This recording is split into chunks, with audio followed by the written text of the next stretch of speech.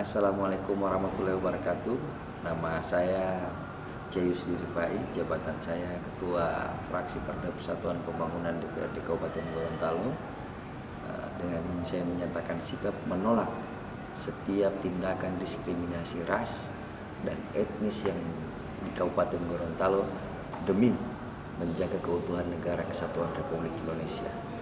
Dan saya siap bersama-sama TNI dan Polri serta seluruh lapisan masyarakat untuk menjaga keamanan dan ketentraman bagi seluruh saudara-saudara kami dari Papua yang tinggal di Gorontalo, baik itu adik-adik mahasiswa yang sedang menuntut ilmu di Kabupaten Gorontalo maupun masyarakat Papua yang telah berkeluarga, menikah dan menetap di Kabupaten Gorontalo.